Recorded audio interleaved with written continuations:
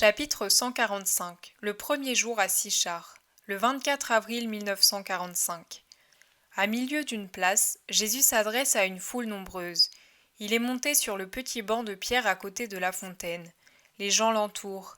Les 12 également se tiennent autour de lui, mais ils ont l'air consternés ou ennuyés, quand ils ne manifestent pas clairement leur dégoût de certains contacts.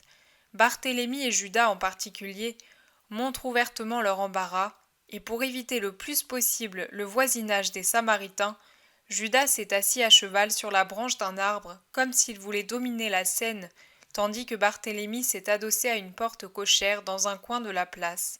Les préjugés sont bien vivants chez tous. Jésus, en revanche, n'a rien qui diffère de l'ordinaire. Je dirais au contraire qu'il s'efforce de ne pas effrayer par sa majesté, en même temps qu'il cherche à la manifester pour lever tout doute. Il caresse 2 ou 3 enfants dont il demande le nom, et il s'intéresse à un vieil aveugle auquel il donne personnellement l'obole, répond à 2 ou 3 questions qu'on lui pose sur des sujets qui ne sont pas d'ordre général, mais privés. L'un est la demande d'un père dont la fille a fait une fugue par amour et maintenant demande pardon. Accorde-lui immédiatement ton pardon. Mais j'en ai souffert, maître, et encore aujourd'hui. En moins d'une année, j'ai vieilli de 10 ans. Le pardon t'apportera du soulagement. Ce n'est pas possible, la blessure reste. C'est vrai, mais dans la blessure, il y a 2 pointes qui font souffrir. L'une, c'est l'affront indéniable que tu as reçu de ta fille. L'autre, c'est l'effort que tu fais pour lui refuser ton amour. Supprime au moins cette dernière. Le pardon, qui est la forme la plus élevée de l'amour, la fera disparaître. Pense, pauvre père, que cette fille est née de toi, et qu'elle a toujours droit à ton amour. Si tu la voyais malade d'une maladie physique, et si tu savais qu'en ne la soignant pas, toi, précisément toi, elle mourrait, la laisserais-tu mourir? Non, certainement pas. Alors pense que toi précisément, tu peux par ton pardon arrêter son mal et même l'amener à une saine estimation de l'amour. C'est que vois-tu, c'est le côté matériel, le plus vil, qui chez elle a pris le dessus. Alors, tu dirais que je dois pardonner? Tu le dois. Mais comment faire pour la voir à la maison, après ce qu'elle a commis sans la maudire? Dans ce cas, tu ne lui aurais pas vraiment pardonné. Le pardon n'est pas dans l'acte de lui rouvrir la porte de la maison, mais dans celui de lui ouvrir ton cœur. Sois bon homme. Et quoi? La patience que nous avons pour le bouvillon capricieux, nous ne l'aurions pas pour notre enfant? Une femme de son côté demande s'il est bon qu'elle épouse son beau-frère pour donner un père à ses orphelins. Es-tu sûr qu'il serait un vrai père? Oui, maître, j'ai 3 garçons, il faut un homme pour les diriger. Dans ce cas, fais-le, et sois pour lui une épouse fidèle, comme tu l'as été pour ton premier mari. Un troisième lui demande s'il ferait bien ou mal d'accepter une invitation qu'il a reçue d'aller à Antioche. Homme, pourquoi veux-tu y aller? Parce qu'ici je n'ai pas de moyens de subsistance pour moi et mes nombreux enfants. J'ai fait la connaissance d'un païen qui me prendrait parce qu'il a vu mes capacités à travailler, et il donnerait aussi du travail à mes fils. Mais je ne voudrais pas. Ce scrupule te paraîtra étrange de la part d'un Samaritain, mais je l'ai. Je ne voudrais pas perdre la foi. Cet homme est un païen, tu sais. Eh bien, rien ne contamine si on ne veut pas être contaminé. Va donc à Antioche et sois fidèle au vrai Dieu. Il te guidera, et tu seras même un bienfaiteur pour ton maître, qui reconnaîtra Dieu à ton honnêteté. Puis ils s'adressent à tout le monde. J'ai entendu parler beaucoup d'entre vous, et en tous j'ai découvert une secrète douleur, une peine dont vous-même ne vous rendez peut-être pas compte, mais qui saigne dans vos cœurs.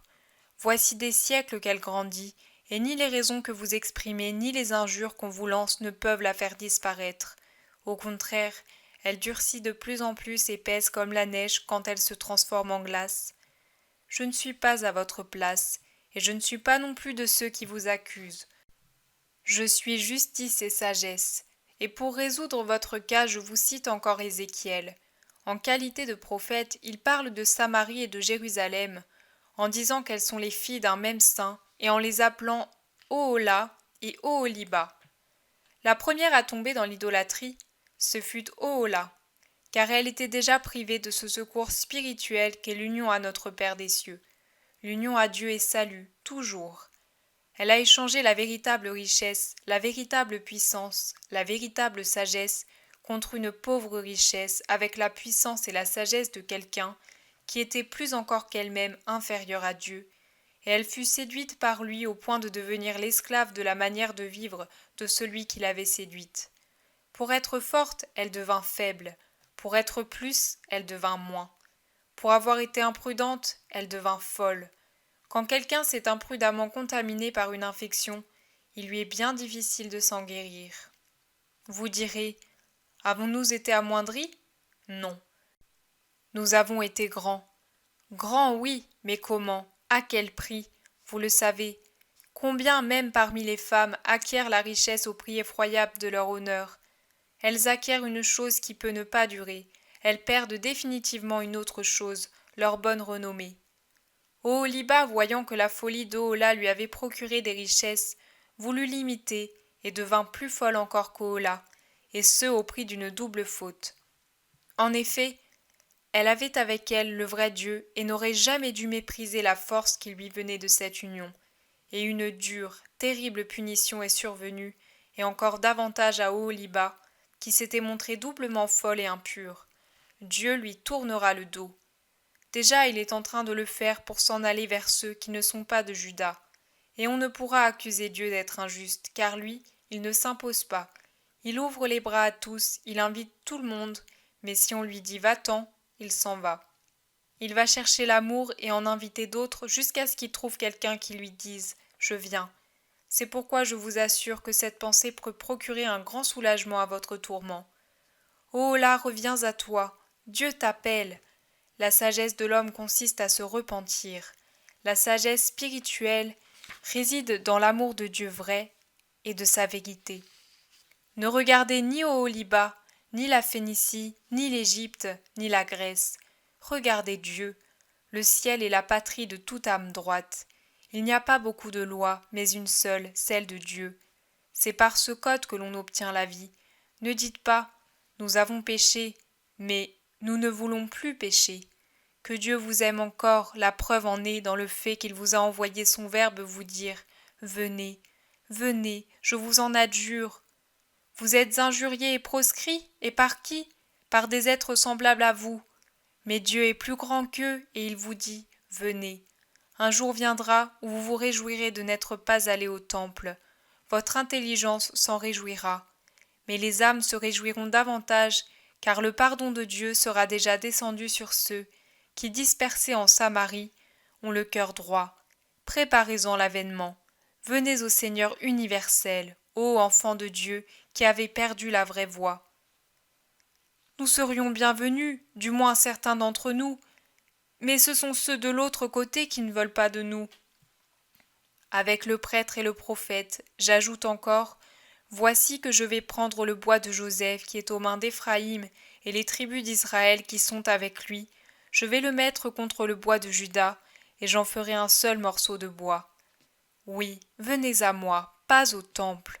Moi je ne vous repousse pas, je suis celui que l'on appelle le roi qui domine sur tous. Je vous purifierai tous, ô peuple qui voulez être purifiés. Je vous rassemblerai, ô troupeaux qui êtes sans berger ou avec des bergers idolâtres, car je suis le bon berger. Je vous donnerai un tabernacle unique et le placerai au milieu de mes fidèles. Ce tabernacle sera source de vie, pain de vie, il sera lumière, salut, protection, sagesse. Il sera tout car il sera le vivant donné en nourriture aux morts pour les rendre vivants.